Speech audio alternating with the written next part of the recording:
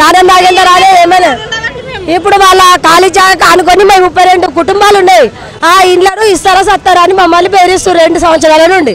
దానం నాగేందర్ అనే మనిషి ఇప్పుడు ఎమ్మెల్యే దగ్గర పోయినాం, కార్పొరేటర్ దగ్గర అందరి దగ్గర పోయినాం, ఎక్కడికి పోయినా ఏం పట్టించుకుంటలేరు. స్టేషన్ పోయినా పట్టించుకుంటలేరు. ఇప్పుడు దానం నాగేందర్ ఫోన్ చేయని 1 నిమిషంలో దిగుతారు పోలీసులు. మేము ఫోన్ చేసి వచ్చాడు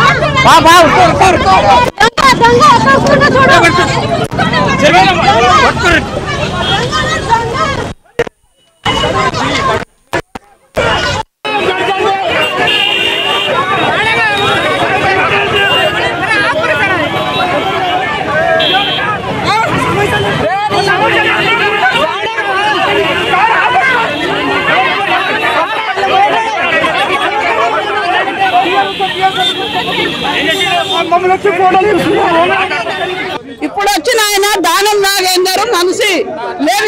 మేము ఇక్కడికి వస్తే కూడా మమ్మల్ని వీడియోలు ఇక్కడ రోడ్డు మీద ఉండి వీడియోలు తీస్తున్నాడు, మమ్మల్ని బాధ పెడుతున్నాడు. వాళ్ళే కబ్జా చేయాలి, దాని పక్క పండి 2 ఎకరాల ల్యాండ్ ఆల్రెడీ కబ్జా చేసిండు, 10 ఇళ్ళు కూలగొట్టిండు, మిగతా ఇళ్ళు కూలగొట్టాలి, కబ్జా చేయాలని మమ్మల్ని ఇక్కడికి వస్తే కూడా వీడియోలు తీస్తుండే. వాడిని ఖచ్చితంగా వదలొద్దు, మా ఇల్లు మాకు కావాలి, మా ఇల్లు మాకు పట్టాలు చేసేయాలి. రేవంత్ రెడ్డి సార్ మేము కొత్త ప్రభుత్వం వచ్చింది కాబట్టి మేము ఇక్కడికి రాగలిగినాము. ఎందరికో చెప్పుకున్నాము, బాధలు ఎవరేం చేయలే ఇప్పటి వరకు. రేవంత్ రెడ్డి అన్నా చేస్తాడని మేము కోరుకుంటున్నాం మనస్ఫూర్తిగా. మా కష్టాలు తీరుస్తాడని, మా కష్టాలు తీరాలి. నాకు భర్త కూడా లేడు, మాకు కొడుకు కూడా లేడు, చనిపోయిండు.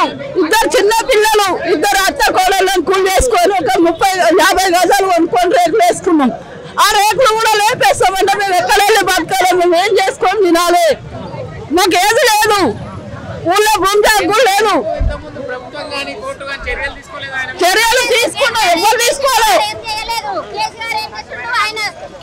మంచిగా కూర్చున్నాడు అంతిపల్లి వాడు గుండా వేసుకుంటూనే ఉన్నాడు. కేసీఆర్ ఏం చేసిండు? బంకా వాడు చేసింది వాడిని ముక్కుల తీసుకోగానే కదా ఇవాళ మళ్ళీ ఈ గవర్నమెంట్ మాకు న్యాయం చేయాలని వచ్చినాం. వాడేం చేసాడు? మాకు 400 ఇండ్లు ఉన్నాయి అక్కడ. ఒక 34 ఇండ్లు ఆయన అపార్ట్మెంట్ కట్టుకోవడానికి ప్లాన్ చేస్తుండు. 34 ఇండ్లు తీసేసుకోవాలని ప్లాన్ పెట్టిండు. చిన్న పిల్లలు రాత్రనక పగలనక వచ్చి ఏదో ఉన్న భూమి జాగాలు అమ్ముకొని కొనుక్కున్నాం. అవి ఆయన గద్వాలు చేసుకోలే మేము.